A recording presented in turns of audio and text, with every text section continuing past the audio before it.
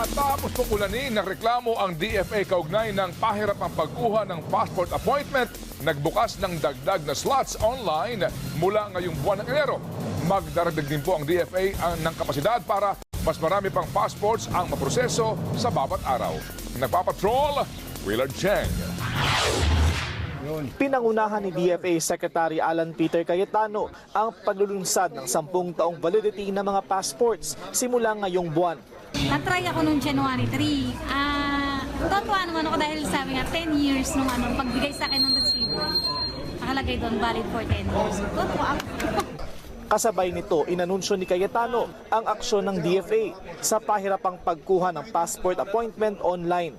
Para tugunan ng mataas na demand, 9 na bagong regional consular office ang bubuksan ngayong taon. Kabilang ang Ilocos Norte, Isabela, Bulacan, Laguna, Cavite, Rizal, Misamis Occidental at Davao del Norte na makakapagproseso ng 4,000 pang dagdag na passport. 4 na truck para sa mobile passport processing o passporting on wheels ang ipapakalat na makakapagproseso ng 2,000 dagdag na passport. Kaya mula 9,000, inaasahang magiging 15,000 ang kayang iproseso ng DFA bawat araw. Nagbukas din ng DFA ngayong araw ng mga karagdagang slots online para sa passport appointment mula buwan ng Enero. Inaayos rin ang isang e-payment system at sinasala ang mga peking appointment. 50,000 peking appointment ang nakansela, kaya nakapagbukas ang ahensya ng bagong slots.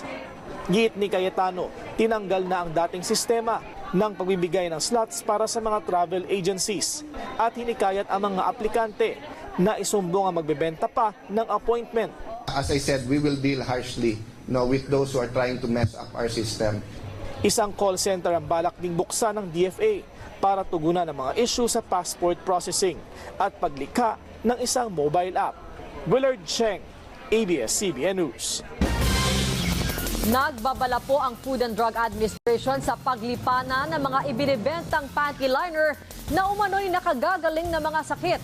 Ayon sa isang gynecologist, walang pag-aaral na makapagpapatunay dito. Nagpapatrol, Cory Quintos. Nakasanayan na raw gumamit ng panty liners ni Leia. Ayon sa kanya, mas komportable siya sa pagtatrabaho kapag meron ito. Mas comfortable kang gumalaw and mas hygienic kasi siya. May iba't ibang panty liners na sa merkado. Nagkalat online ang mga panty liner na umano'y herbal at may negative ions. Nakagagaling umano ito ng mga sakit tulad daw ng myoma, UTI, irregular period at iba pa. Pero ayon sa isang gynecologist, wala pang mga pag-aaral na makapagpapatunay dito. No studies that claimed na nag-treat sila ng infection. Pero wala naman daw problema sa paggamit ng mga panty liner at pad, basta kailangan lang ito gamitin ng tama. You have to change it as frequently as possible. Pagka nagkaroon ng discharges ay magpapalit at maghuhugas. May payo din si Maglaya para maiwasan ang impeksyon sa feminine area ng mga babae. You wash well with either mild soap, regular feminine wash. You wash it thoroughly. When you use the toilet, you make sure that you wipe well, maybe like wash or wipe first from front to back to make sure that you don't put the bacteria from the anal area to the front. They have to change their pads as often as possible and making sure that you use the right type of undergarment. Do not put perfumes, lotion, douching, or those who use lubricants. We advise them to make sure that before and after using, they wash very well, practicing safe sex by not having multiple sexual partners at that. Ayon pa kay Maglaya, kung may kakaibang nararamdaman, agad magpakonsulta sa isang gynecologist. Naglabas din ng advisory ang FDA bilang babala sa mga mamimili. Ayon sa FDA, bagamat hindi nakalistang produkto ang panty liner sa ahensya, dahil may health claims na ito, pumapasok na ito sa kanilang monitoring. At dahil may ganitong health claims, kailangan dumaan ang produkto sa isang sayantipikong pag-aaral. Kailangan bigyan ng babala ang publiko. Cory Quintos, ABS-CBN News. Siniguro po ng National Food Authority na wala silang balak na itaas ang presyo ng NFA rice dahil sa tax reform law.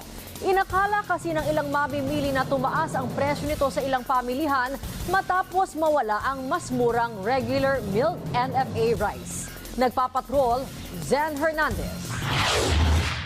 Nagtataka ang mga mamimili sa Lingayen Market kung bakit wala sila ngayong mabiling 27 pesos na NFA rice. Ang mayroon lang ang mas mahal na klase.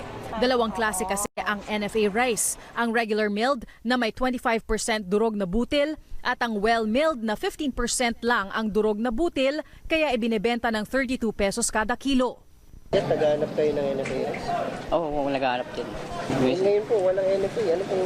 Ayun na lang.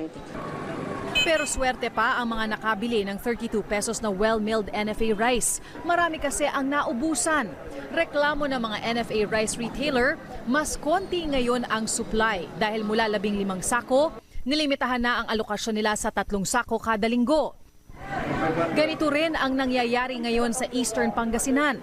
Nagkakaubusan ng NFA rice sa Urdaneta City Public Market. Inamin naman ng NFA, binawasan nila ang alokasyon ng mga retailer sa ilang lugar dahil mababa na rin ang kanilang stocks. Yung mga bagyong dumaan, yung seeds sa Marawi, marami kaming pinadalang mga bigas doon para sa mga biktima, sa mga na-displace. So nabawasan ng malaki yung ating inventaryo. Sa kabila nito, siniguro nila na magpapadala ng dagdag na stocks sa Western at Eastern Pangasinan kung kinakailangan. Inaasahan din na mabibigyan agad ng go signal ang pag-aangkat ng 250,000 metric tons ng imported na bigas para dumating ito sa Abril o Mayo. Pero nilinaw ng NFA hindi dapat gumalaw ang presyo ng bigas dahil marami ang supply ng commercial rice.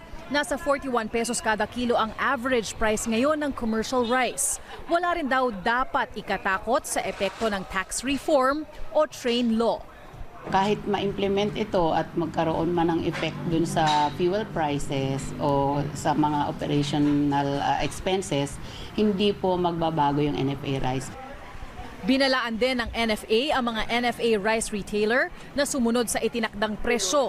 Kung hindi ay tatanggalan sila ng accreditation. Presyo ng NFA rice ay tinatakda ng NFA Council at inaaprubahan ng Pangulo. Zen Hernandez, ABS-CBN News.